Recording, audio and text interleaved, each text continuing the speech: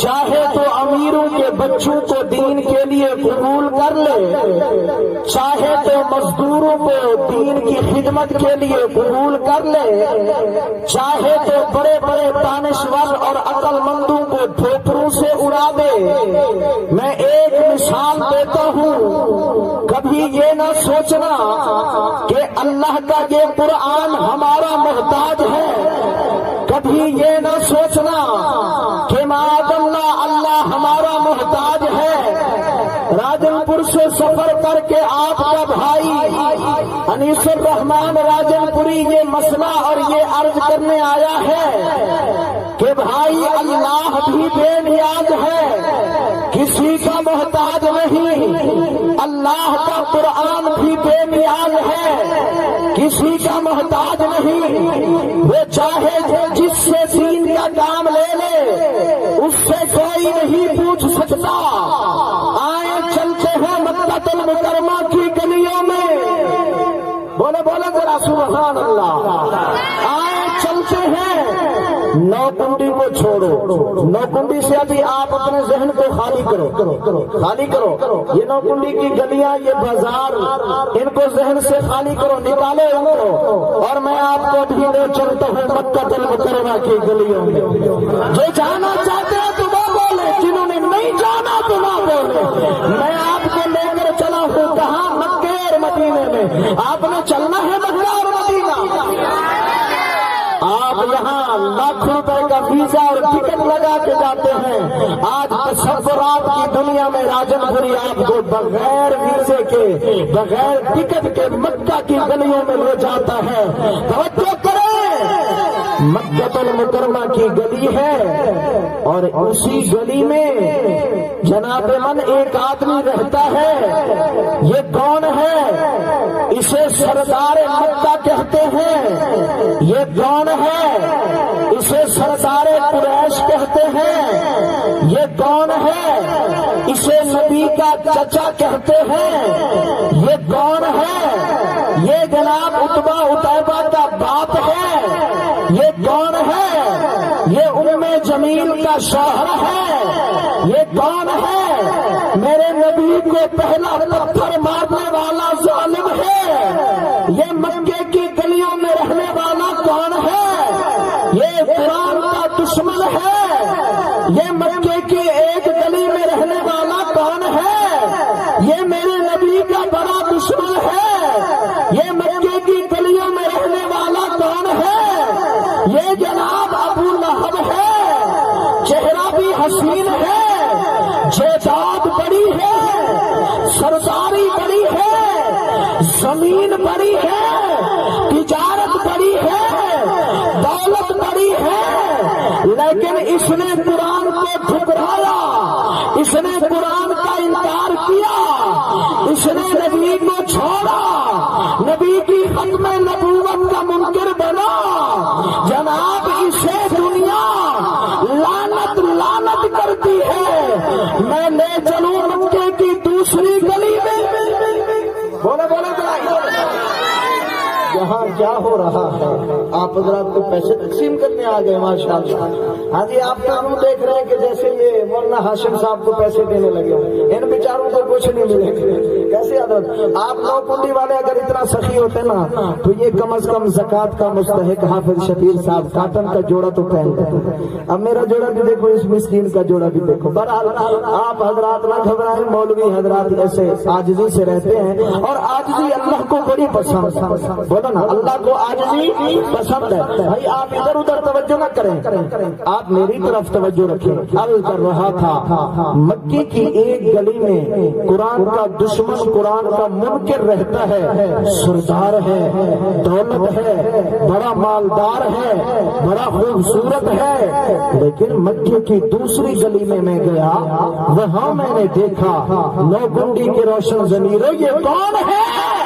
اسے سیدنا بلال کہتے ہیں۔ یہ کون ہے؟ یہ چلتا تو مکے کی گلیوں میں ہے، چلنے کی آواز جنت میں جاتی ہے۔ میں نے پوچھا بلال، کہنے لگا جی، میں نے کہا یار ہمارا سردار، یہ تجھے عزت یہ مقام کیسے ملا کہ تو چلتا مکے کی گلیوں میں ہے اور چلنے کی آواز جنت میں گئی، یہ مقام کیسے ملا؟ کہنے لگا دنیا والوں، یہ مقام، یہ عزت مجھے اگر ملا ہے تو یا قرآن کے صدقے ملا ہے یا نسبت مصطفیٰ کے صدقے ملا ہے۔ جو بھی قرآن سے جڑتا گیا عزت پاتا گیا، مرتبہ پاتا گیا، مقام ملتا گیا، جنت کی سیڑھیوں پہ چڑھتا جاتا۔ سب نہ بولے قرآن کے دیوانے، بولے ذرا سبحان اللہ۔ میرے بھائیوں، مجھ سے پہلے الحمدللہ آپ نے بڑے خوبصورت انداز میں بیان سنا۔ فرزند خطیب بلوچستان، یادگار اسلاف حضرت مولانا شیخ الحدیث حضرت مولانا محمد یوسف صاحب نور اللہ مرکزہ کی نشانی حضرت مولانا عبدالاحد صاحب خاران سے تشریف لائے، انہوں نے بیان فرمایا، اور اسی طرح آپ کے نوکنڈی کے عظیم خطیب حضرت مولانا ہاشم صاحب دامت برکاتہم، انہوں نے خطاب فرمایا۔ آپ تھک تو نہیں گئے؟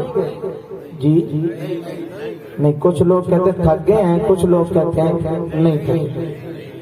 سب نہیں تھکے یا کچھ تھک گئے؟ پیچھے والے کیا ارادہ ہے؟ آپ لوگ تھک گئے ہو؟ یہ جو افغانستان کے بارڈر پہ بیٹھے ہوئے ہو الگ الگ ٹولیاں بنا کے اکٹھے بیٹھے، تھوڑا قریب قریب ہو جاؤ، ابھی تھوڑا مسائل ہیں، دعا کرو کہ اللہ پاک وہ مسائل بھی حل فرمائے۔ افغانستان کے پہلے بھی مسائل کس نے حل کیے؟ کس نے؟ اللہ والے بولے، سب نہ بولے، کس نے حل کیے؟ افغانستان کو سلطنت اسلامیہ کس نے بنایا؟ اللہ نے بنایا۔ اور اب بھی جو مسائل ہیں تو حل کون کرے گا؟ سب نہ بولے، اللہ والے بولے، کون کرے گا؟ انشاءاللہ۔ اور وہ وقت بھی آئے گا جب پاکستان بھی اسلامی ملک بنے گا اور اس میں اسلامی نظام آئے گا تو انشاءاللہ، انشاءاللہ۔ جڑ جڑ کے بیٹھو، محبت سے بیٹھو، انشاءاللہ راجن پوری آپ کو تھکائے گا نہیں۔ آپ مجھے تو کچھ لوگوں کے چہرے ایسے لگ رہے ہیں جیسے دل کرتا ہے کہ میری جیب میں اتنا رقم ہو کہ میں نکال کے یہ جو پریشان بیچارے بیٹھے ہیں ان کو زکات میں دے دوں۔ پریشان نہ بیٹھو بھائی، راجن پور سے سفر کر کے یہ قرآن سنانے آیا، اور میرا اور آپ کا عقیدہ ہے کہ جہاں قرآن آتا ہے وہاں غم ختم ہو جاتے ہیں۔ توجہ میری طرف رہے، جہاں قرآن آتا ہے وہاں سے غم کیا ہوتے ہیں بھائی؟ ختم ہو جاتے ہیں۔ جہاں اللہ کا قرآن آتا ہے نوکنڈی والے، وہاں سے غم ختم ہو جاتے ہیں۔ جہاں قرآن اللہ کی کلام آتی ہے وہاں سے پریشانیاں بولو بولو ختم ہو جاتی ہیں۔ جہاں اللہ کا قرآن آتا ہے، جہاں قرآن کا تیرا لگتا ہے وہاں اللہ کی رحمت اترتی ہے۔ جہاں قرآن آتا ہے وہاں محبت ہوتی ہے۔ جہاں قرآن آتا ہے وہاں امن ہوتا ہے۔ جہاں قرآن ہوتا ہے وہاں پیار ہوتا ہے۔ جہاں قرآن ہوتا ہے وہاں بڑوں کی قدر ہوتی ہے۔ جہاں قرآن ہوتا ہے سفید داڑھی والے کی عزت ہوتی ہے۔ جہاں قرآن ہوتا ہے آپس میں پیار ہوتا ہے۔ جہاں قرآن ہوتا ہے باپ کی عزت ہوتی ہے۔ جہاں قرآن ہوتا ہے ماں کی شان ہوتی ہے۔ جہاں قرآن ہوتا ہے وہاں جناب بہن کی عزت ہوتی ہے۔ وہ جہاں قرآن ہوتا ہے وہاں بیٹی کا مقام ہوتا ہے۔ جہاں قرآن ہوتا ہے وہاں رب رحمان ہوتا ہے۔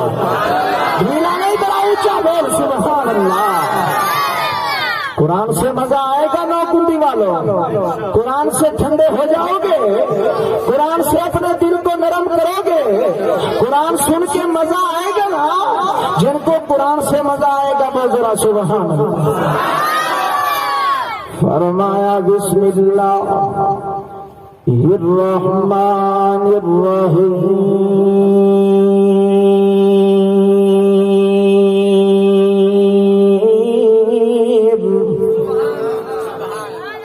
یا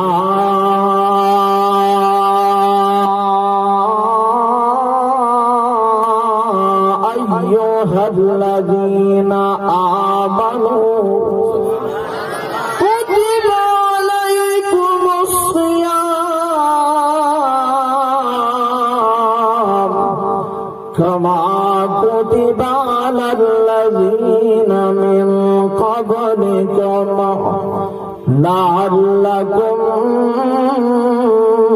تتقون۔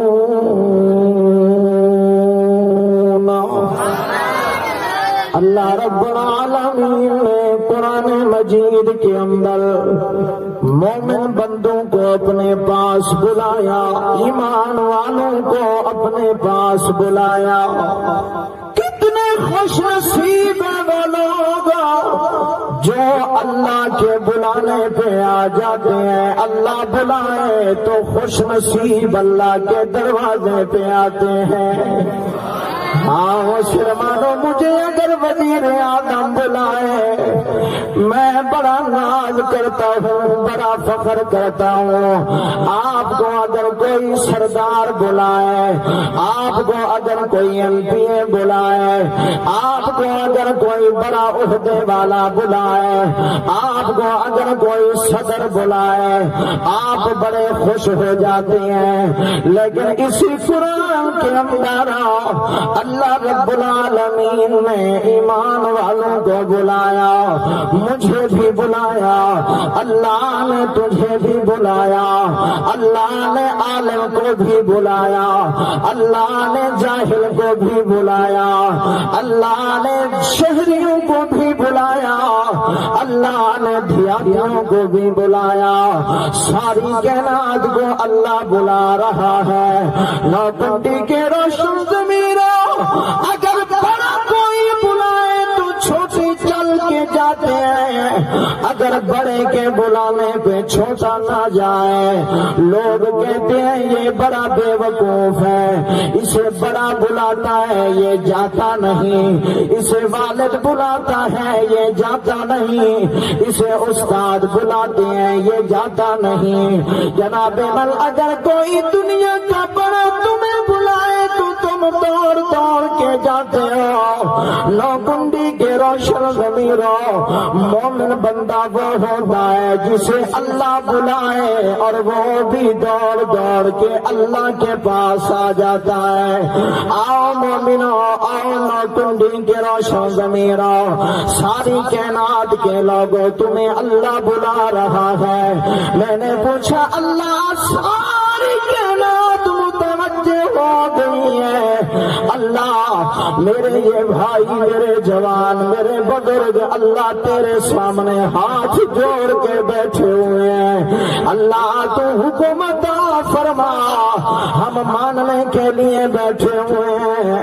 اللہ آپ ہمیں حکم ارشاد فرمائیں، ہم سننے کے لیے موجود ہیں۔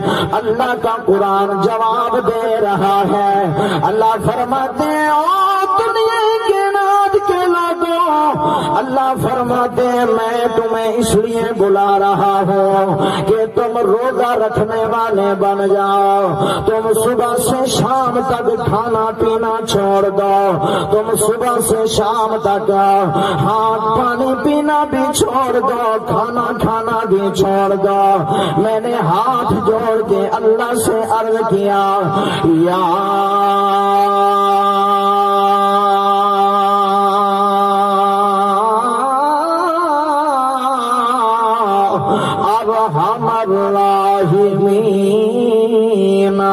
اے میرے رحیم اللہ، اے میرے کریم اللہ، اے میرے مہربان اللہ، آپ کہتے ہیں صبح سے شام تک کھانا پینا چھوڑ دو، روزے رکھنے والے بن جاؤ۔ اللہ تو جو اپنے بندوں کو بھوکا رکھنا چاہتا ہے، پیاسا رکھنا چاہتا ہے، اللہ جوان تو برداشت کر لیں گے، اللہ بوڑھے لوگ کیسے برداشت کریں گے؟ اللہ صبح سے شام تک تو اپنے بندوں کو پیاسا کیوں رکھنا چاہتا ہے؟ اللہ تو اپنے بندوں کو بھوکا کیوں رکھنا چاہتا ہے؟ اللہ کا قرآن بول رہا ہے۔ میں نے پوچھا اللہ، تیرے نبی نے ہمیں بتلایا کہ اللہ ماں سے بھی 70 گنا زیادہ اپنے بندوں سے پیار کرتا ہے۔ اللہ راجن پوری کی ماں تو برداشت نہیں کرے گی کہ یہ راجن پوری کھانا نہ کھائے۔ دنیا کائنات کی ماں کبھی برداشت نہیں کرتی کہ میرا بیٹا کھانا نہ کھائے۔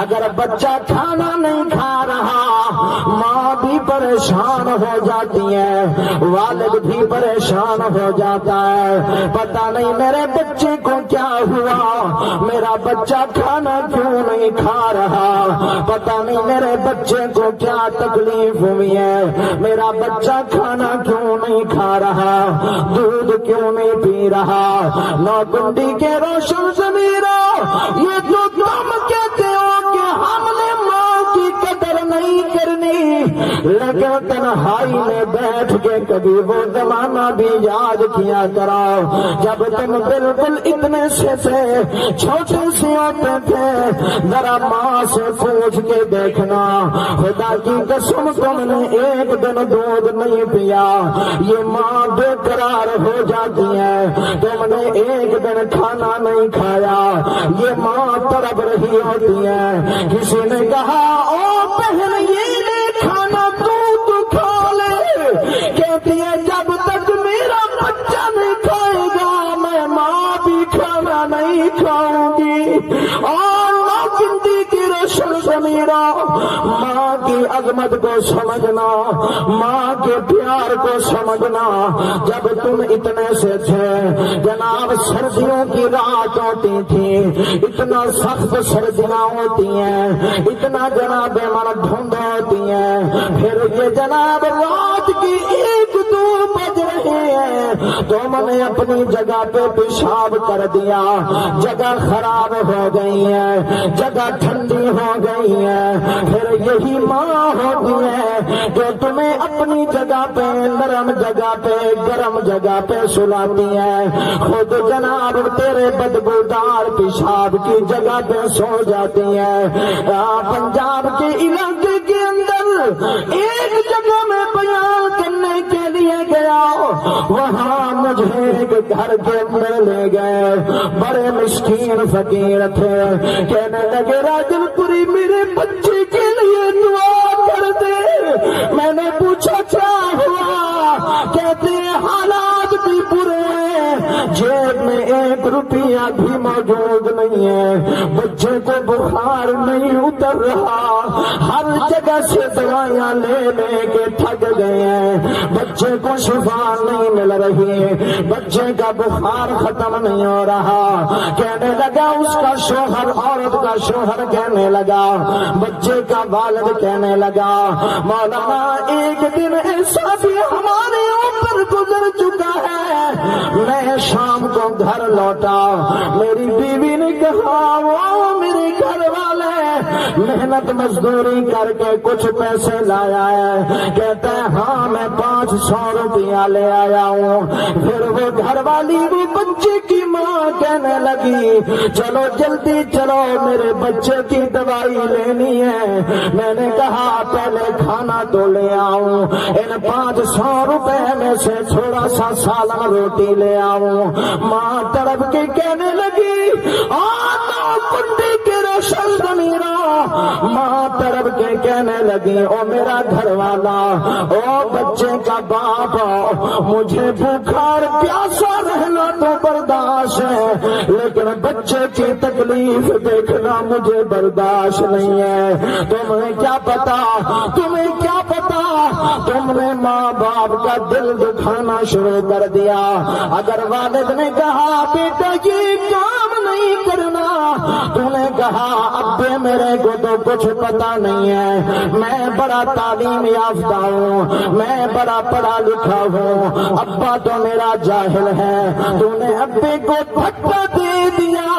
خدا کی قسم اٹھا کے کہتا ہوں ماں باپ کو دھکے دینے والا وہ ماں باپ کو دھکے نہیں دے رہا، وہ اپنی جنت کو دھکے دے رہا ہے۔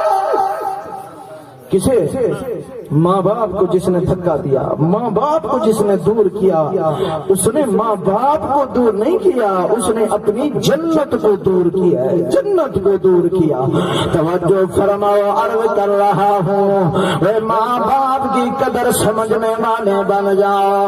خدا کی قسم تمہیں پتہ ہی نہیں یہ ماں تم سے کتنا پیار کرتی ہے، یہ باپ تم سے کتنا پیار کرتا ہے۔ میں جب اپنے گھر سے نکلنے لگا، میری ماں مجھے ہر وقت دعائیں دیتی ہے، کہتی ہے بیٹا تو دین کا کاروبار کرنے کے لیے جا رہا ہے، کہتی ہے بچہ تو قرآن سنانے کے لیے جا رہا ہے، اللہ تیرے قدم قدم کی حفاظت فرمائے۔ جناب میں نے کئی مرتبہ ایکسیڈنٹ ہو گیا، کیا سے کیا ہو گیا، خدا سیٹ والا مر گیا، میں نے دیکھا مجھے کچھ بھی نہیں ہوا، میں نے دل میں سوچا یہ میرا کمال نہیں، یہ میری ماں کی دعا ہے۔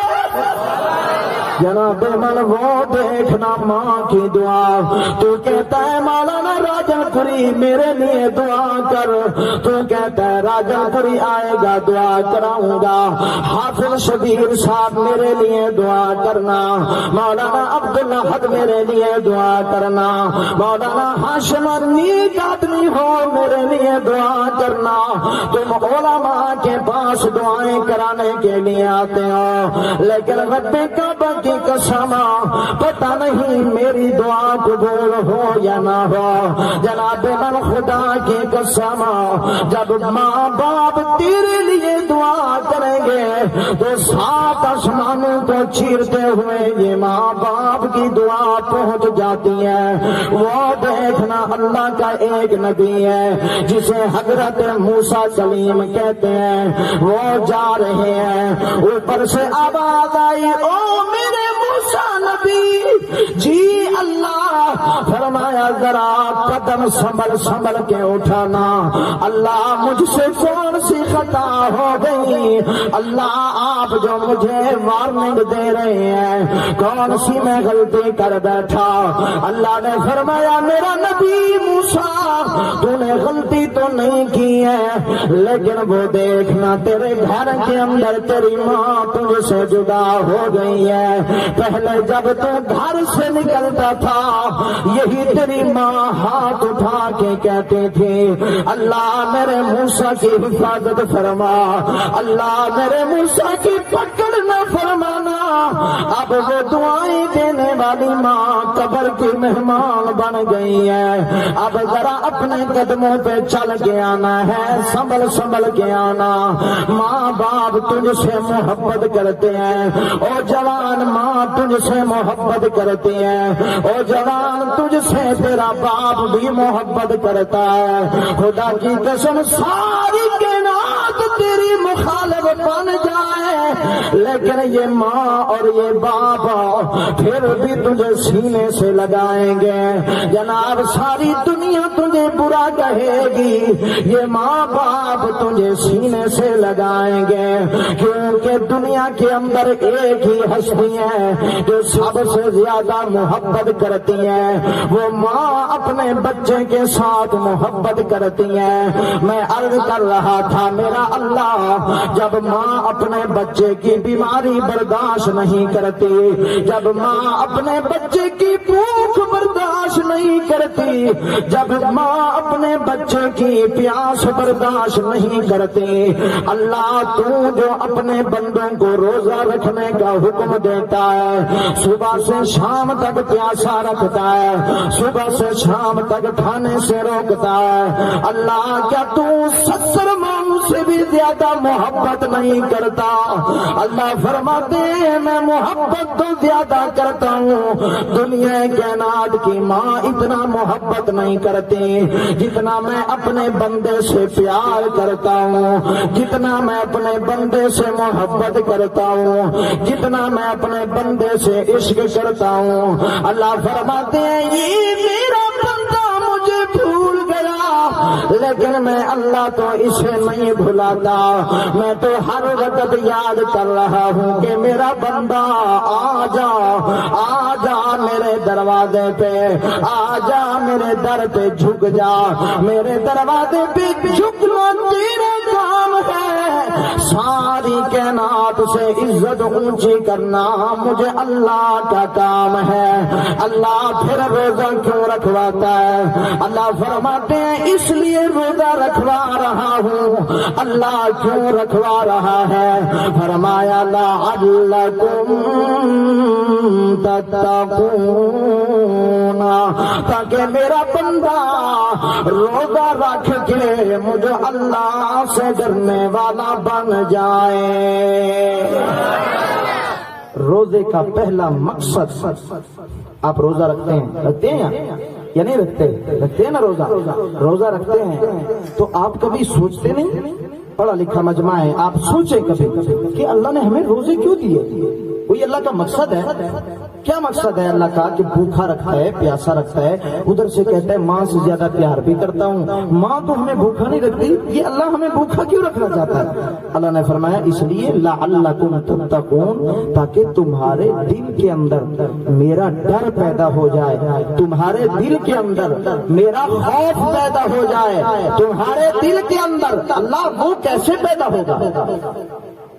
اللہ فرماتے ہیں دیکھنا دنیا کے اندر جب بندہ روزہ رکھتا ہے، روزہ رکھنے کے بعد کمرے کے اندر سو جاتا ہے، کمرے کے اندر فریج بھی موجود ہے، کمرے کے اندر شربت بھی موجود ہے، کمرے کے اندر کھانا بھی موجود ہے، کمرے کے اندر سالن بھی موجود ہے، یہ بندہ روزے دار اکیلا سویا ہوا ہے، اسے کوئی دیکھ بھی نہیں رہا، لیکن کوئی بندہ روزے دار یہ گوارا نہیں کرتا کہ وہ جا کے پانی کا ایک گھونٹ پی لے، گوارا نہیں کرتا۔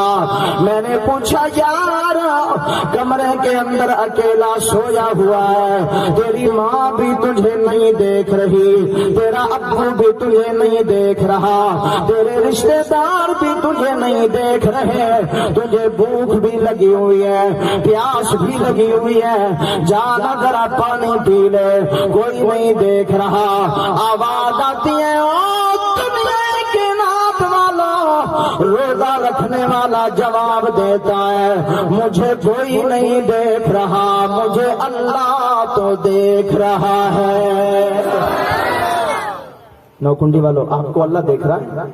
جن کا عقیدہ ہے وہ بولے اللہ دیکھ رہا ہے، اللہ دیکھ رہا ہے، سب کو دیکھ رہا ہے، اللہ سب کو دیکھتا ہے۔ میرا عقیدہ، آپ کا عقیدہ، میرا عقیدہ، ہر مومن کا عقیدہ، وہ دیکھنا کالے پہاڑ ہے، کالے پہاڑ کے اوپر کالی چونٹی جا رہی ہے، کالی چونٹی جا رہی ہے، رات بھی کالی ہے۔ جناب من میرا عقیدہ، آپ کا عقیدہ، میرا اللہ اتنا دیکھتا ہے، اتنا طاقت والا ہے کہ کالے پہاڑ کے اوپر چلنے والی کالی قبیلی کو کالی رات میں میرا اللہ دیکھ رہا ہوتا ہے۔ صرف قبیلی چونٹی کو نہیں دیکھ رہا، بلکہ چونٹی کے چلنے سے جو پیچھے نشان بن رہے ہیں میرا اللہ ان نشانوں کو بھی دیکھ رہا ہے۔ یہ عقیدہ بنا۔ اللہ فرماتے ہیں روزہ رکھوانے کا بھی میرا یہی مقصد ہوتا ہے کہ روزہ رکھنے سے بندے کے دل کے اندر یہ چیز پیدا ہو جائے کہ میرا اللہ مجھے دیکھ رہا ہے۔ رمضان المبارک کے مہینے میں لوگ ملاوٹ نہیں کر رہے، میں نے پوچھا کیوں نہیں کرتے؟ کہنے لگے رمضان میں اللہ ہمیں دیکھ رہا ہے۔ اے مسلمانوں عقیدہ یہ بناؤ جس طرح رمضان المبارک کے مہینے کے کے اندر اللہ دیکھ رہا ہے، اسی طرح پورے 11 مہینوں میں میرا اللہ ہمیں دیکھ رہا ہوتا ہے۔ او دکاندار ملاوٹ نہ کر، تجھے بھی اللہ دیکھ رہا ہے۔ او کپڑا بیچنے والا غز پورا بنا، تجھے بھی اللہ دیکھ رہا ہے۔ او دودھ کے اندر ملاوٹ کرنے والا ملاوٹ نہ کر، تجھے بھی اللہ دیکھ رہا ہے۔ او جھوٹ بولنے والا جھوٹ نہ بولو، تجھے بھی اللہ دیکھ رہا ہے۔ او زانی بدبختہ زنا نہ کر، تجھے بھی اللہ دیکھ رہا ہے۔ لوگوں کے حق نہ کھا، تجھے اللہ دیکھ رہا ہے۔ اور ظالمہ ظلم نہ کر، تجھے بھی اللہ دیکھ رہا ہے۔ لوگوں کو نہ حق نہ مارا کر، تجھے بھی اللہ دیکھ رہا ہوتا ہے۔ یہ عقیدہ بنا، یہ ذہن بنا، یہ دماغ بنا کہ ہر وقت، ہر گھڑی، ہر رات، ہر دن میں مجھے میرا اللہ دیکھ رہا ہوتا ہے۔ وہ دیکھنا جناب من حضرت شیخ عبد القادر جیلانی یا کوئی اور بزرگ ایک مرید حضرت کے پاس آ گیا، کہنے لگا حضرت مجھے بیعت فرمائے۔ حضرت نے بیعت کر لی ہے۔ حضرت نے ہفتہ گزرنے کے بعد اجازت عطا فرمائی، فرمایا جا اپنے علاقے کے اندر چلا جا، جا وہاں قرآن کی خدمت کر، لوگوں کو اللہ اللہ سکھلا۔ باقی مریدین بیٹھے ہوئے ہیں، وہ اعتراض کرنے لگے حضرت جی ہم تو کئی سالوں سے آپ کے پاس بیٹھے ہوئے ہیں، آپ نے ہمیں اجازت تو نہیں عطا فرمائی، آپ نے اس ایک ہفتے والے مرید کو اجازت عطا فرمائی ہے۔ حضرت نے فرمایا میں نے جو ایمان کی کیفیت اس کی دیکھی ہے ابھی تک وہ تمہاری نہیں بنی۔ کہنے لگے حضرت جی وہ کیسے، ہمیں سمجھ نہیں آئی۔ حضرت نے فرمایا کل صبح اس کا جواب دوں گا، کل جب صبح نماز پڑھنے کے لیے آ جاؤ ایسا کرنا ایک مرغی بھی گھر سے لے آنا زندہ، اور ایک چھری بھی اپنے گھر سے لے آنا۔ جناب من ہر مرید صبح حضرت کے پاس آ گیا، ہاتھ میں چھری بھی موجود ہے، چاقو بھی موجود ہے، دوسرے ہاتھ میں زندہ مرغی بھی موجود ہے۔ حضرت نے پوچھا سب آ گئے؟ جی حضرت سب آ گئے۔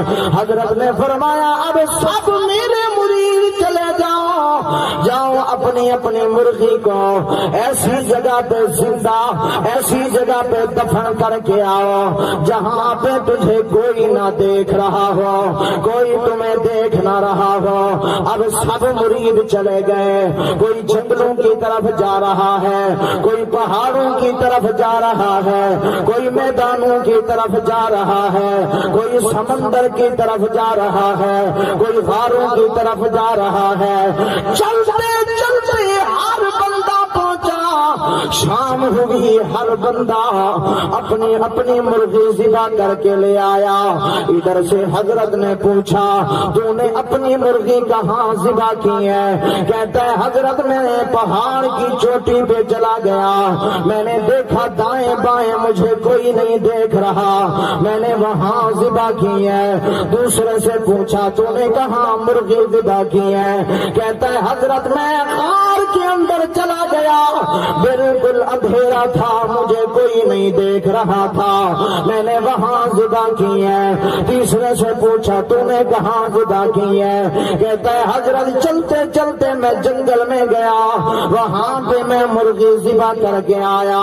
اب جناب سب واپس آ گئے، سب نے مرغی ذبح کر دی ہے، لیکن ابھی تک وہ بندہ نہیں آیا جسے حضرت نے خلافت عطا فرمائی تھی۔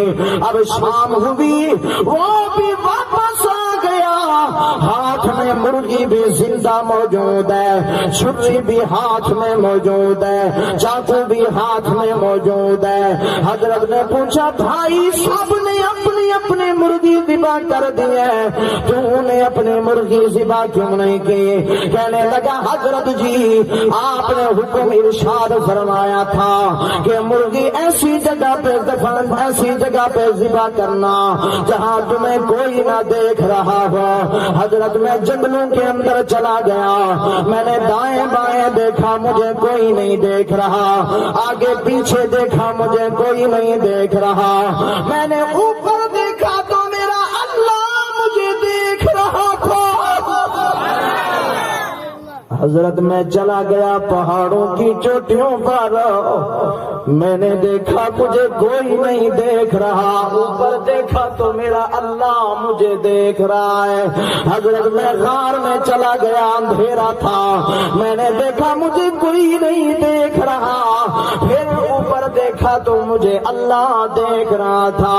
حضرت جی میں جہاں جہاں بھی گیا ہر جگہ پہ میرا اللہ مجھے دیکھ رہا تھا۔ نوکنڈی کے روشن ضمیروں، جب بندہ یہ ذہن بنائے کہ اللہ مجھے دیکھ رہا ہے تو وہ گناہوں سے رک جاتا ہے۔ اگر یہ ذہن میں بات بٹھاؤ کہ ہر وقت مجھے اللہ دیکھ رہا ہے، پھر ملاوٹ سے بھی رک جاؤ گے، پھر ڈاکہ مارنے سے بھی رک جاؤ گے، پھر جھوٹی باتیں کرنے سے بھی رک جاؤ گے۔ یہ بات اپنے دل و دماغ میں بٹھاؤ۔ آج کے راجن پوری کا یہی پیغام اپنے دل میں لکھ لو کہ اگر کوئی دنیا میں تجھے نہیں دیکھ رہا، یہ سوچ لگایا کر کہ میرا اللہ مجھے ہر وقت دیکھ رہا ہے۔ وہ دیکھنا ایک امیر المؤمنین ہے۔ یہ کون ہے؟ اس جناب خلیفہ دوم، مراد پیغمبر، داماد حیدر، جناب اسے حضرت عمر بن خطاب کہتے ہیں۔ کیا کہتے ہیں؟ عمر بن خطاب۔ کیا کہتے ہیں؟ عمر۔ یہاں آپ کا لکھا ہوا ہے باب عمر فاروق۔ کیا لکھا ہوا ہے؟ بولیں، جنہوں نے پڑھا ہے تو بولیں، جنہوں نے دیکھا ہی نہیں ہے تو نہ بولیں۔ مجھے تو یوں لگتا ہے کہ سارے یہ آسمان سے اتر کے آئے ہو کہ آپ نے یہ دیکھا ہی نہیں۔ دیکھا ہے؟ پھر بولو، پتہ تو چلے کہ آپ کی میری بات سمجھ آ رہی۔ دیکھا ہے آپ نے یہاں باب لگا ہوا ہے باب عمر فاروق؟ سب نے دیکھا۔ ایسا تو نہیں ہے کہ آپ اوپر سے اتر آئے، پتہ نہیں نوکنڈی میں کہاں لگا ہوا یہ باب عمر فاروق؟ اوپر سے تو نہیں آئے نا آپ؟ ہاں جی، یا ایران سے بھی نہیں آئے، آپ سب نوکنڈی سے آئے۔ اور میرے کچھ محسن بھائی مجھے بتایا گیا کہ دال بندین سے بھی آ گئے، اللہ ان کو جزائے خیر دے۔ پتہ نہیں کہاں کہاں سے آپ آئے، اللہ آپ کا آنا قبول فرمائے، آپ کا بیٹھنا قبول فرمائے، آپ کا اللہ قرآن سننا قبول کرے اور مجھ مسکین کا قرآن سنانا قبول فرمائے۔ جناب باب عمر فاروق یہاں لکھا ہوا، اور یہ عمر فاروق کا دور ہے۔ کچھ آج بھی کہتے ہیں نا کہ جناب ہمیں ریاست مدینہ قائم کرنا ہے، اور ریاست مدینہ قائم ہوا یوں کہ ریاست مدینہ میں تو ہونا یہ چاہیے تھا کہ مسجدیں کیا ہوتا مسجدیں بنتی، لیکن افسوس کے ساتھ کہنا پڑ رہا ہے کہ ریاست مدینہ میں کراچی کے اندر مدینہ مسجد کو گرانے کا آرڈر جاری ہوا۔ میں نے ہاتھ جوڑے، میں نے کہا وکیل صاحب، جج صاحب آپ کون ہو؟ میں نہیں جانتا، لیکن یہ راجن پوری ہاتھ جوڑتا ہے، میرا کسی سے کوئی لینا دینا نہیں، میں آپ سے پالٹی نہیں مانگتا، میں آپ سے یہی التجا کرتا ہوں۔ یہ ریاست مدینہ بن رہی ہے، اور ریاست مدینہ میں جب حضور آئے، مدینہ میں حضور آئے اور آئے، حافظ صاحب جیسے ہی حضور آئے تو حضور نے ادھر دیکھا، پوچھا بھائی مسجد ہے؟ کیا پوچھا؟ بولو بولو، جن کو سمجھ آ رہی ہے بولو ذرا۔ مجھے تو یوں لگتا ہے حافظ شبیر صاحب کہ آپ نے ان کو زبردستی یہاں بٹھا دیا ہے، بولتے نہیں بھائی، آپ کو زبردستی بلایا ہے حافظ صاحب۔ اچھا یوں تو نہیں ہے کہ کچھ لوگ ابھی بھی ناراض ہیں، شاید آپ سوچ رہے ہوں کہ راجن پوری پچھلے سال تو ہم سے قرضہ لے گیا تھا، وہ دے گا تو پھر بولیں گے قرضہ تو نہیں لیا تھا میں نے۔ آپ راضی بیٹھے ہو؟ جو راضی بیٹھے ہیں تو پھر سبحان اللہ سنائے، پتہ چلے۔ تو جناب حضور مدینے میں آئے، بھائی سونڈ والا تھوڑا بناؤ اس کو، ڈیلے رکھو تھوڑی، ڈیلے بالکل بند کر دیا، ڈیلے آپ نے ڈیلے رکھے تھوڑی، تو توجہ فرمائیں۔ ویسے ہماری حضرت مجبوری یہ ہے کہ ہم نے کلمہ اچھا چنا اور اذان بھی اچھی چنی، ہم نے مذہب بھی اسلام والا اچھا چنا، ہم نے اللہ کی عبادت نماز بھی اچھی چنی اور ہمارا قرآن بھی اچھا ہے، لیکن ساؤنڈ ہمارا ہر جگہ بیکار حضرت کے ساتھ ناراض نہیں ہے استاد جی، اللہ آپ کو سلامت رکھے۔ یہ ان کی وہ نہیں ہے، ہمارے ماشاءاللہ دیوبندیوں کے پاس ساؤنڈ ہر جگہ، میں پنجاب میں پورا ملک جاتا ہوں، پورے چاروں صوبوں میں جاتا ہوں اور اکثر جگہوں پہ ماشاءاللہ ساؤنڈ ایسا ہی ہوتا ہے۔ بس دعا کرو کہ یہ ساؤنڈ چلے یا نہ چلے، یہ ساؤنڈ چلتا ہے، بولو بولو انشاءاللہ۔ اور جب تک یہ ساؤنڈ چلتا رہے، اسی ساؤنڈ سے ہم کو صدا سب نکلتا رہتا ہے۔ اور آپ کو بتائے راجن پوری، اس ساؤنڈ کا تب بھی فائدہ نہیں جب اس ساؤنڈ سے تم لوگوں کو گالیاں، اس زبان کا کوئی فائدہ نہیں جب تو اس زبان کے ساتھ جھوٹ بولتا ہے، اس زبان کا کوئی فائدہ نہیں جب تو اس زبان کے ساتھ اپنے بھائیوں پہ جھوٹی تہمت الزام لگاتا ہے، جھوٹی گواہی دیتا ہے۔ اس زبان کا کوئی فائدہ نہیں جب تو اپنے بھائی کی غیبت کرتا ہے، اس زبان کا کوئی فائدہ نہیں جب تو اس زبان سے اللہ کا ذکر نہیں کرتا۔ خدا کی قسم اس زبان کا کوئی فائدہ نہیں جب تو اس زبان سے نبی پہ درود و سلام نہیں کرتا، اس زبان کا کوئی فائدہ نہیں جب تو اس زبان سے اللہ کا قرآن نہیں۔ اور زبان وہ ہے جس زبان پہ یا اللہ کا قرآن ہو یا مصطفیٰ کا فرمان ہو۔ ساؤنڈ گلا وہ ہے جس پہ اللہ کا قرآن ہو یا مصطفیٰ کا فرمان ہو۔ دعا کرو کہ یہ مشین ہے، مشین جل بھی جاتی ہے، خراب بھی ہو جاتی ہے، یہ چلے یا نہ چلے، دعا کرو کہ یہ چلتا رہے اور اس سے قرآن کی آوازیں نکلتی رہتی۔ اور آج کل ایک اور بھی بیماری ہے، آپ کے یہاں تو بہت کم ہوگی، ہمارے یہاں بہت، یہ گلوکار، یہ جو ادھر سے وہ بج رہی ہے اور یہ ظالم کا بچہ کسی کی ماں بہن کے زلفوں کو بنا رہا ہے کہ تیرے زلفوں پہ قربان، ادھر سے منہ خراب کر کے بیکار بن کے کسی کی ماں بہنوں کی عزت اور آبرو خراب کرتا ہے، کہتے تیری آنکھوں پہ قربان، یہ منہ خراب کر کے گندا کر کے یہ اب سر بنا رہا ہے، کیا کر رہا ہے؟ سر بنا رہا ہے کہ میں گانا پڑھوں گا۔ کیا پڑھوں گا؟ نوجوانوں سن لو راجن پوری کی بات، یہ جب سنتے ہو نا تم گانا، خدا کی قسم نبی نے فرمایا رحمت ہٹ جاتی ہے، لعنت برس۔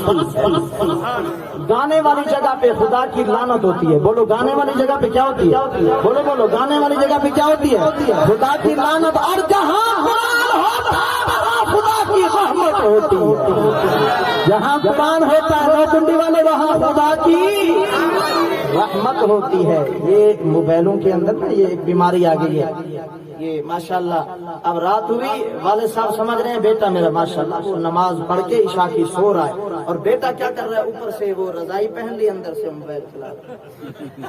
ہاں جی، اور آج کل وہ ایک اور بھی ہے، کانوں میں لگاتے ہیں، پیچھے سے حافظ شبیر صاحب وہ پرانا ادھر آ، اب وہ کانوں میں یہ لگایا ہوا ہے، سمجھ گئے نا، وہ ایک تار ہوتی ہے کانوں میں لگاتے ہیں، اب وہ سن رہے ہیں، یہ حافظ صاحب بلا رہے ہیں ادھر سے، وہ جواب ہی نہیں دے رہا۔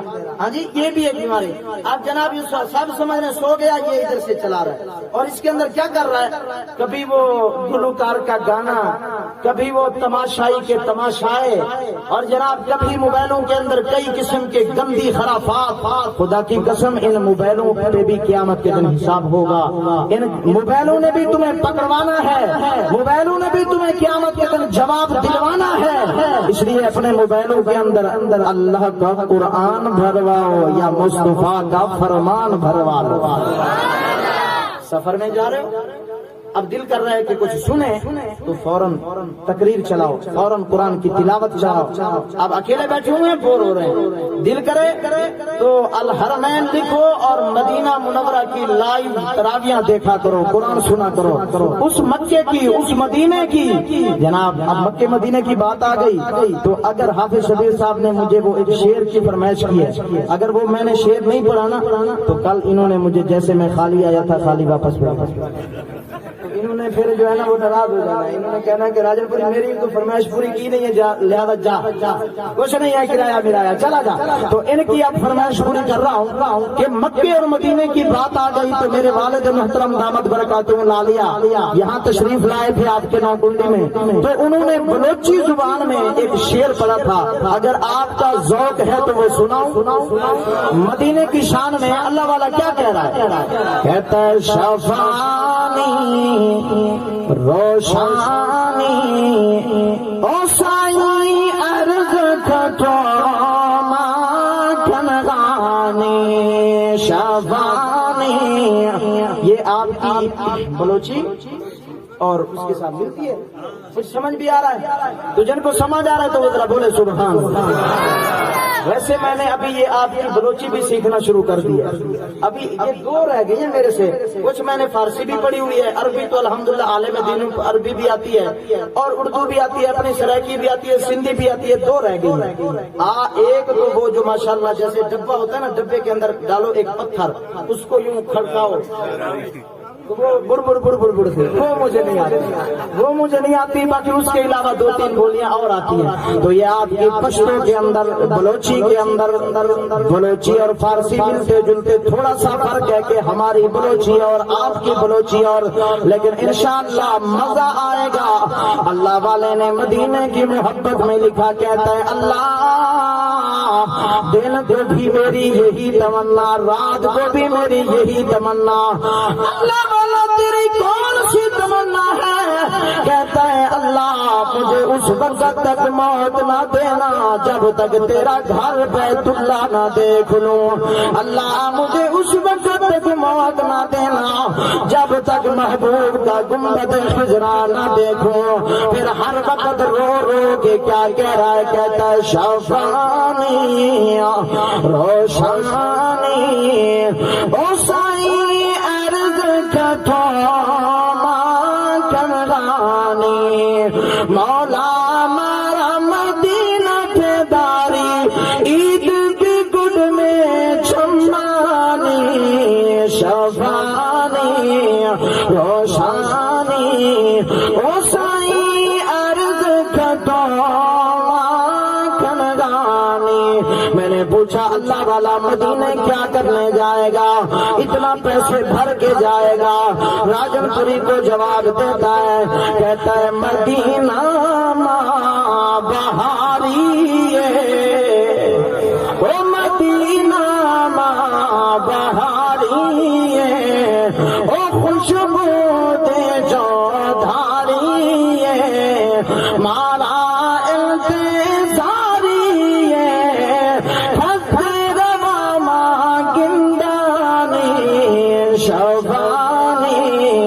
روشانی او سائی عرض کھٹو مکنغانی۔ میں نے پوچھا اللہ والا مدینے میں کیا کرنے جائے گا؟ کہتا ہے گٹھی گٹھی کھانا مامل کا تھرا، گٹھی گٹھی کھانا مامل کا تھرا او سائی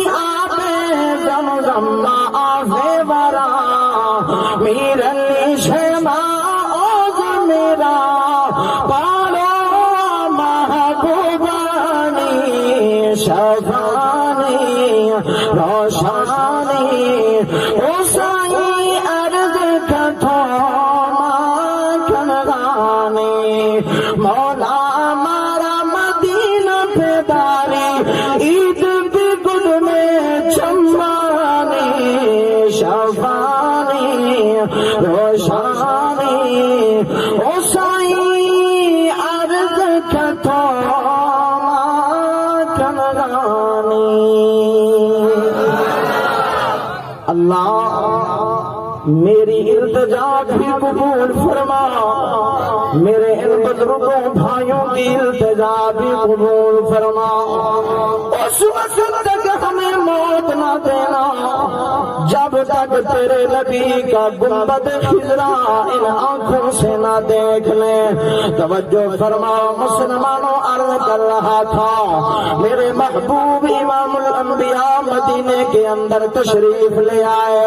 میرے نبی نے چاروں طرف نظر گھما کے دیکھا، پوچھا مسجد ہے کہ نہیں ہے؟ صحابہ ہاتھ جوڑ کے کہنے لگے آقا ابھی تک تو مسجد نہیں بنائی۔ میرے محبوب نے فرمایا یہ جو زمین کا ٹکڑا ہے میں یہاں مسجد بنانا چاہتا ہوں۔ آقا یہ زمین دو یتیم بچوں کی ہے۔ میرے نبی نے فرمایا بچوں کو میرے پاس لے آؤ۔ دونوں بچے میرے نبی کی خدمت کے اندر آ گئے۔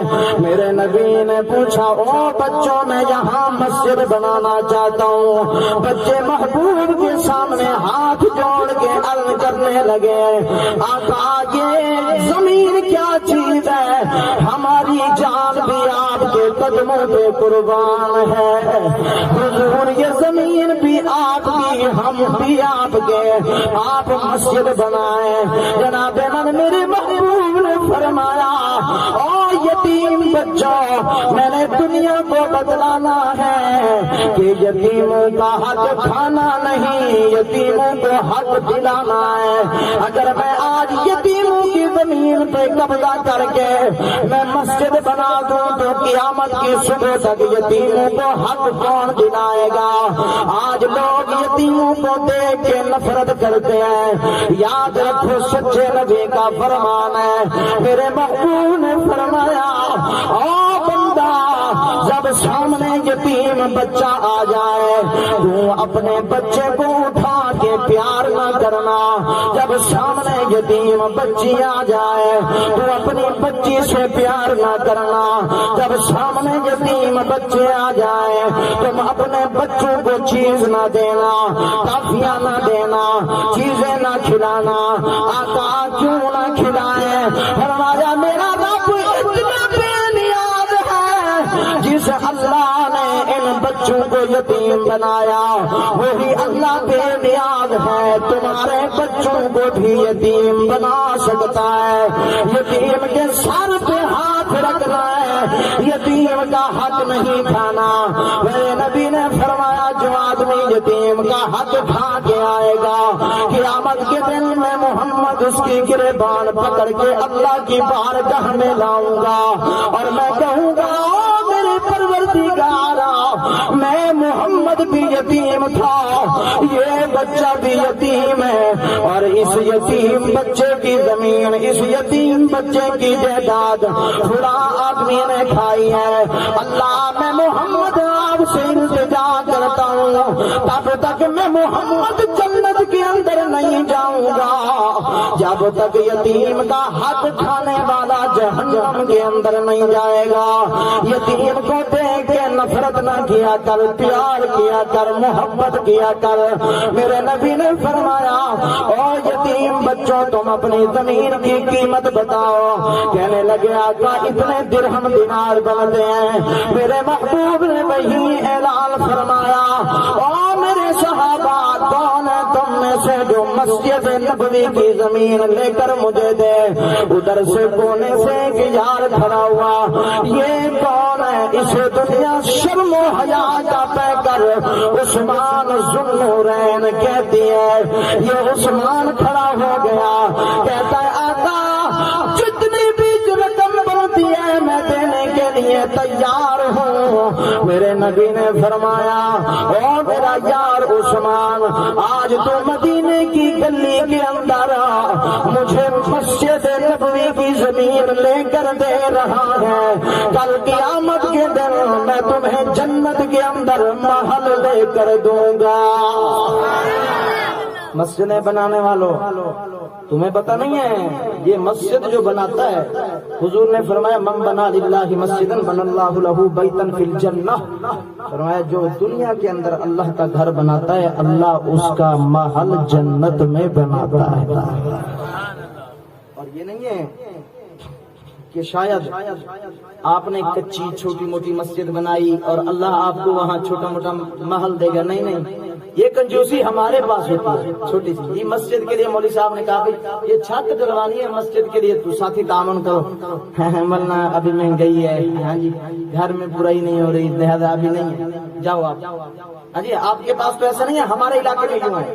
ہمارے علاقے میں یہ عشر کے دانے لینے کے لیے جب مولوی صاحب جاتے ہیں نا تو پتہ نہیں کتنی باتیں سناتے ہیں لوگ, کتنا کہتے ہیں یہ دیکھو جی مولوی بھیک مانگ.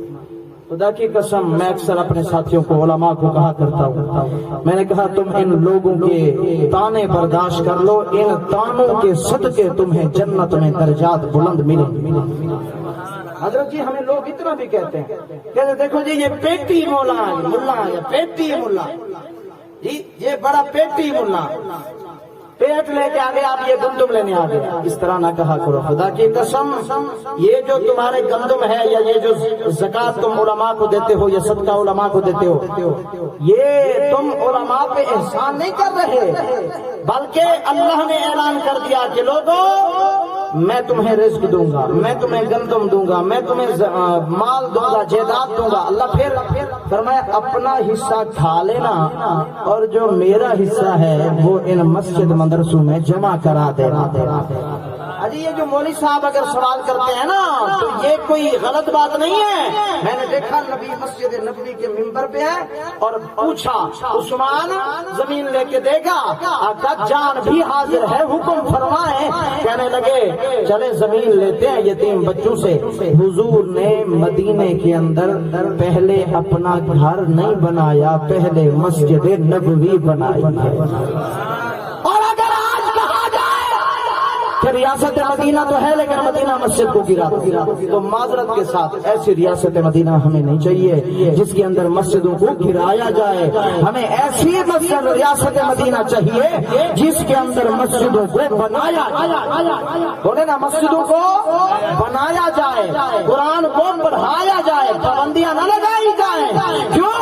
اس لیے کہ اللہ نے اعلان کر دیا لوگوں جس محلے کے اندر, جس بستی کے اندر, جس شہر کے اندر میرا گھر مسجد ہوتی ہے پھر اس مسجد پہ میں جتنی رحمتیں نازل کرتا ہوں پھر مسجد کے محلے کے جو نمازی ہوتے ہیں ان کے گھروں پہ بھی رحمت نازل کرتا ہوں.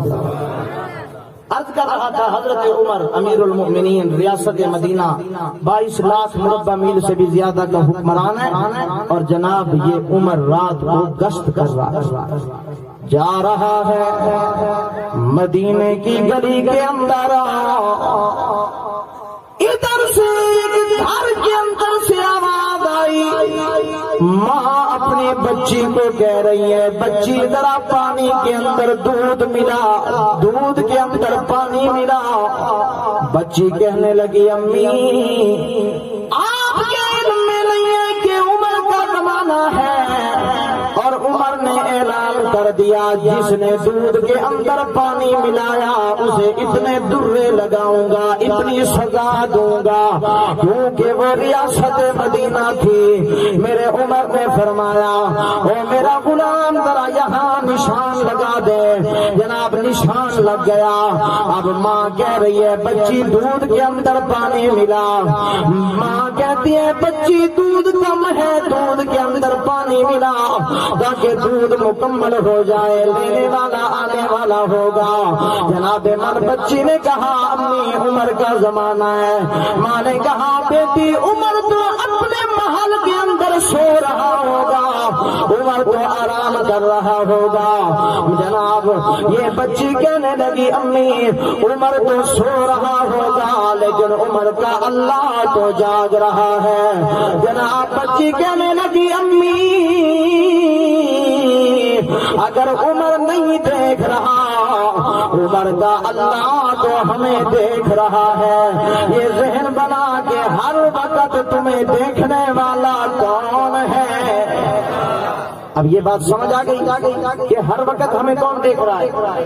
جنگلوں میں کون دیکھ رہا ہے, پہاڑوں میں ہو, تنہائی میں تو کون دیکھ رہا ہے. بولو بولو کون دیکھ رہا ہے. اگر پہاڑ غار کے اندر ہو تو کون دیکھ رہا ہے. غسل خانے میں نہا رہے ہو اور روزہ بھی ہے, اوپر سے پانی ٹھنڈا آ رہا ہے اور جناب یہ دل کر رہا ہے کہ چلو ایک گھونٹ اندر چلا جائے, لیکن روزے دار نہیں لے جائے گا. کیوں؟ اسے پتا ہے یہاں مجھے اور کوئی نہیں دیکھ رہا, اللہ تو مجھے دیکھ رہا ہے. بولو نا اللہ دیکھ رہا ہے ہر وقت. وہ دیکھو حضرت یوسف علیہ السلام جب مصر کے بازار میں آئے تو سب خریدار آ گئے خریدنے کے لیے. جناب زلیخا فرعون جو تھا اس کی گھر والی, اس نے کہا کہ میں اس کو خریدوں گی, اتنی رقم دوں گی, یہ میرا غلام ہے. لے آئی گھر میں, پرورش کی, بڑے ہو گئے, جوان ہو گئے حضرت یوسف, اور بڑے حسن و جمال کے پیکر تھے. اللہ نے پوری دنیا کے اندر اللہ نے حسن پیدا کیا. دو حصے, ایک حصے کو اللہ نے آدھا کیا, آدھا حصہ پوری دنیا کے اندر تقسیم کیا, اور آدھا حصہ تنہے تنہا حضرت یوسف کو عطا فرمایا. اور جو دوسرا حصہ تھا حسن کا, وہ تنہے تنہا میرے اور آپ کے محبوب کو عطا فرمایا. امی عائشہ فرماتی ہیں زلیخا تیرے ماننے والی عورتوں نے یوسف علیہ السلام کو دیکھا اور دیکھتے دیکھتے یوں انگلیاں کٹ گئی.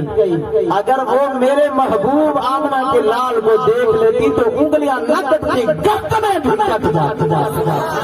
اور آپ نے نہیں دیکھا, وہ دیکھے نا صحابہ, جناب زیاد ابن سکن شہید ہو گئے, زخمی ہے, خون چل رہا ہے. ایک صحابی قریب آئے, یوں زیاد ابن سکن کو جھولی کے اندر بٹھا دیا, کہنے لگا لے پانی پی لے, زخمی ہو گیا.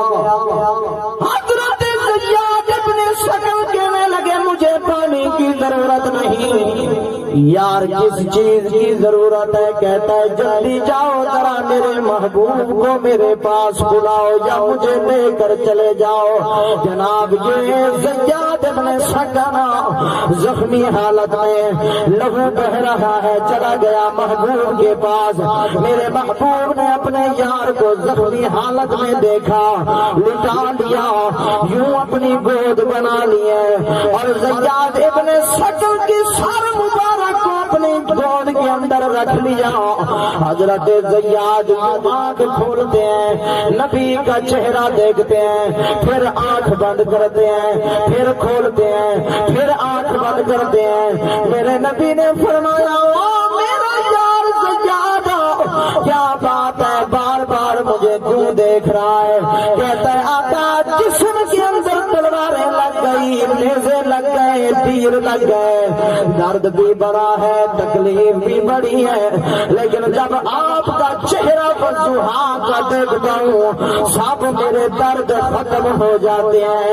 وہ دیکھنا صدیق اکبر آ گیا, اپنی آنکھ کو یوں دبا رہا ہے, آنکھ کو مسل رہا ہے. کسی صحابی نے پوچھا یار صدیق یہ اپنی آنکھ کو کیوں دبا رہا ہے؟ کہتا ہے یار میں اپنی آنکھ کو سزا دے رہا ہوں. کس چیز کی سزا؟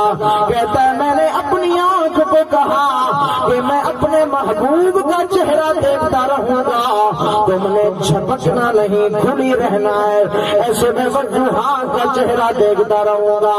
لیکن میری آنکھ وضحا کے چہرے کو دیکھتے دیکھتے یوں جھپک پڑی ہے, مجھے یہ بھی برداشت نہیں کہ محبوب کو دیکھتے دیکھتے میری آنکھ جھپک جائے. ایک صحابی آئے مسجد نبوی کے اندر, نبی کا دیدار فرمایا, کہنے لگا آقا میں کئی دنوں سے بھوکا اور پیاسا ہوں, میں آیا مسجد نبوی کے اندر آپ کی زیارت کی ہے, جیسے ہی آپ کے وضحا کے چہرے کو دیکھا میری بھوک بھی ختم, میری پیاس بھی ختم ہو گئی ہے. حضور کا چہرہ اتنا وضحا والا, اتنا خوبصورت, خدا کی قسم کائنات کا حسن تو کیا سارے جہانوں کا, سارے عالمین کا حسن نبی کے حسن کے سامنے کچھ بھی نہیں. حضرت جبرائیل علیہ السلام نبی کے پاس آئے اور آیا تو میرے محبوب نے سوال کیا جبرائیل یار آج ایک بات بتا, فرمایا پوچھو محبوب، کہا تو نے 1.25 لاکھ نبی دیکھے، حضرت یوسف کا حسن دیکھا، ان کی امتیں دیکھی، تم نے مجھ سے زیادہ کوئی حسین دیکھا ہے؟ سوال سمجھ آیا حضور کا؟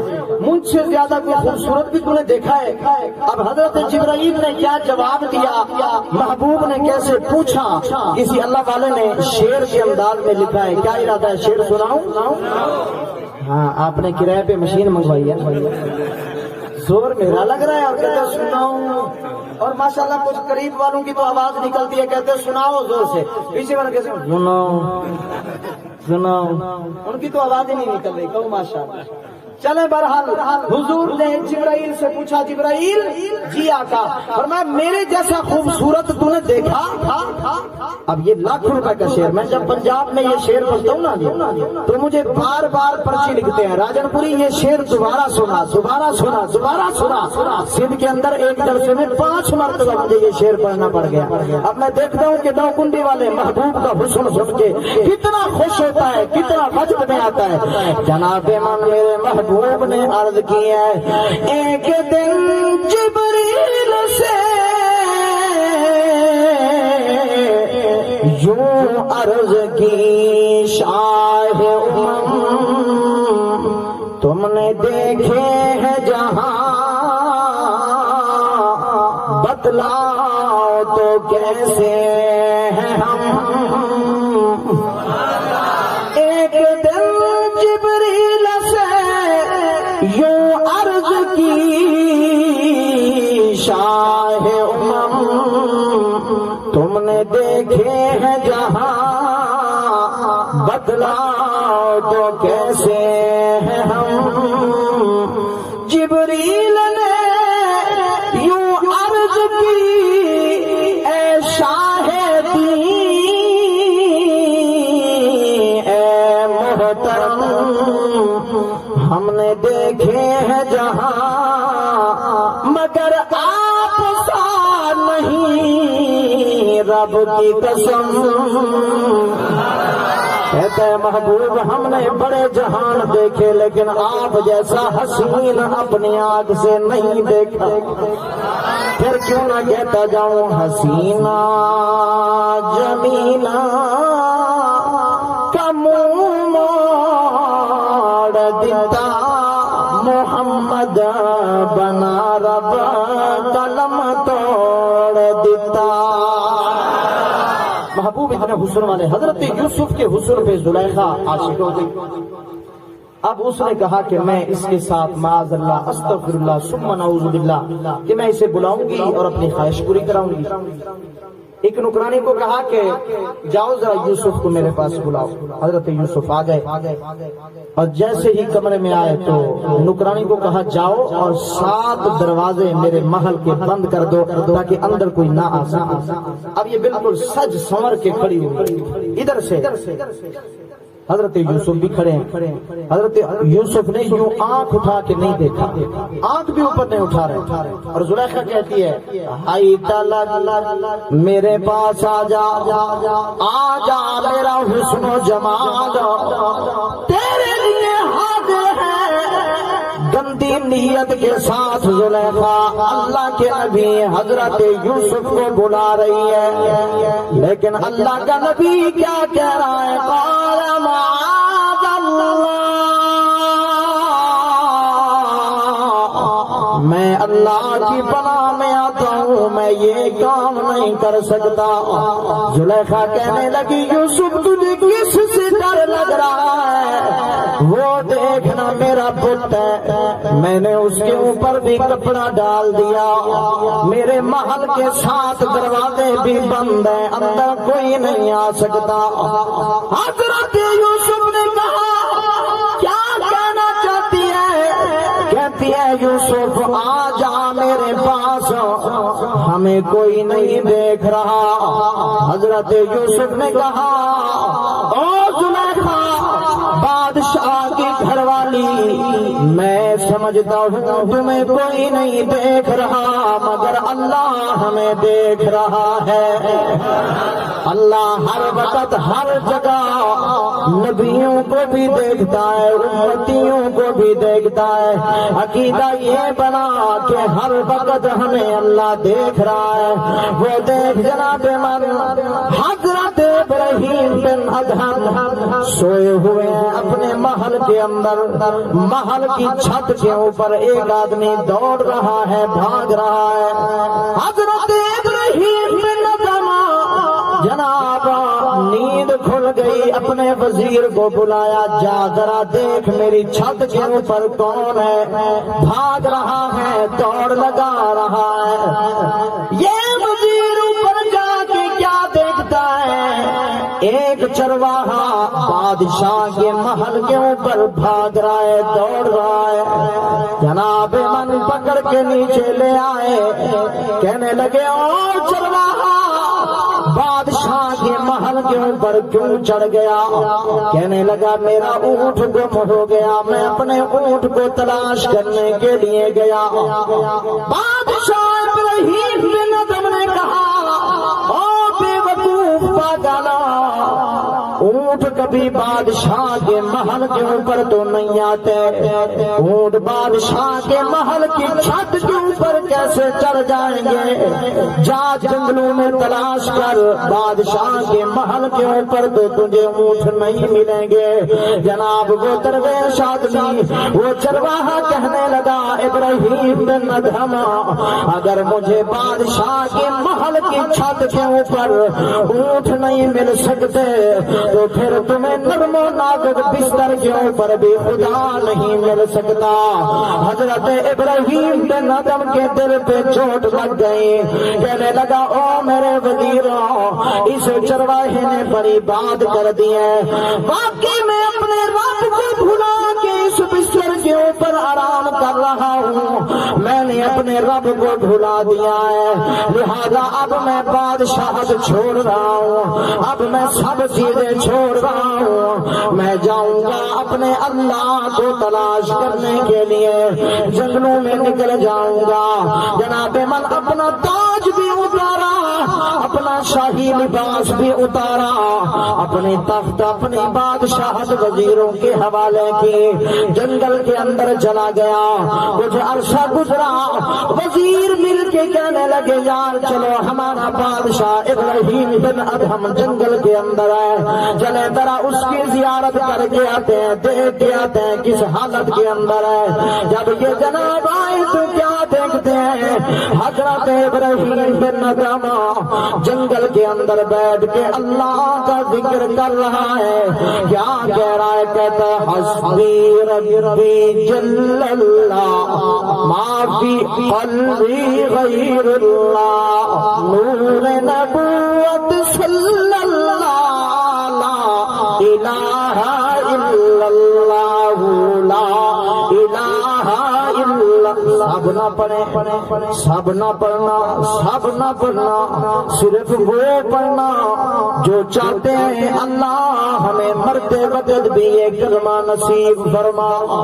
اگر پڑھنا مرتے وقت بھی نصیب چاہتے ہو پھر آج مل کے پڑھ لو نا لا الہ، اونچا اونچا ذرا بولو نا لا الہ، اور بلند آواز سے لا الہ۔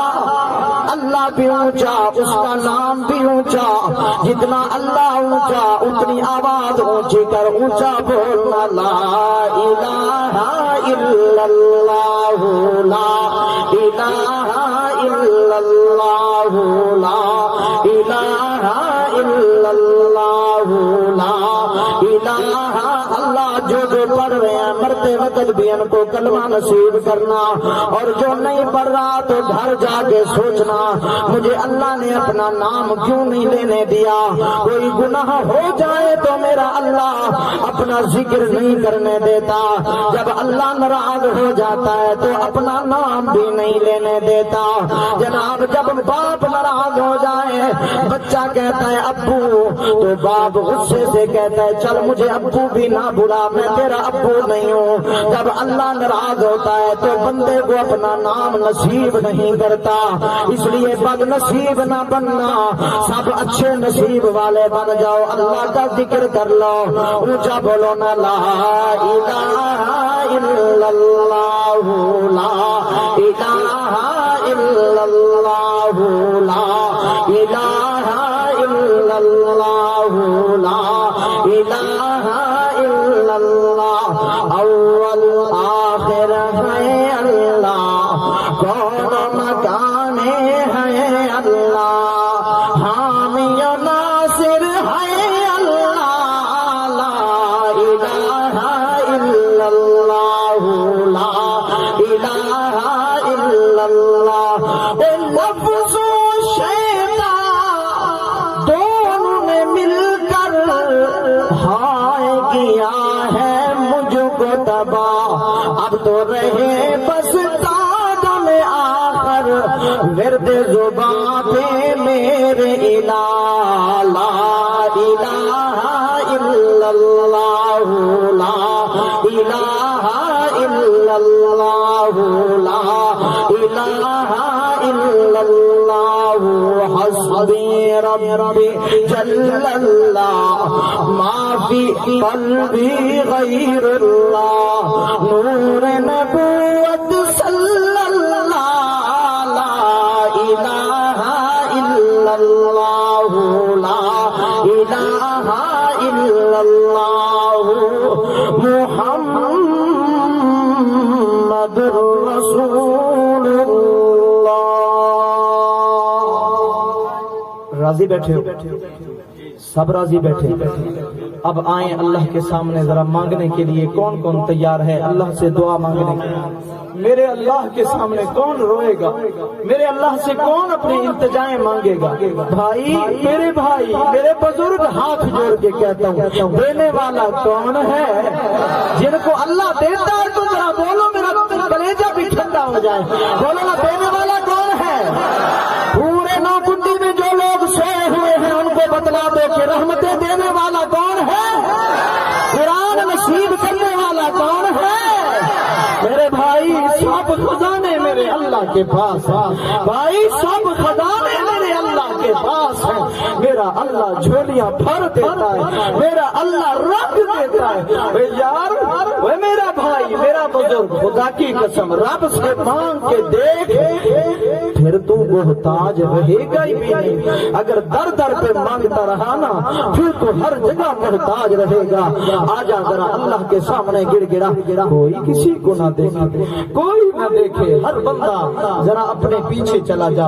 اللہ میں نے جوانی کیسے گزاری، اللہ میں نے پچھلا سال کیسے گزارا، اللہ ابھی 20-22 روزے گزر گئے، پتہ نہیں میں نے رکھے یا نہیں رکھے، تو نے توفیق دی یا نہیں دی۔ اپنا سوچ بھائی، اپنا سوچنا، اپنے اندر دیکھنا کہ میں کون کون سے جرم کر رہا، اپنے اندر دیکھ کے ذرا سوچنا کہ پتہ نہیں میں کون کون سے اللہ کی نافرمانی کرایا۔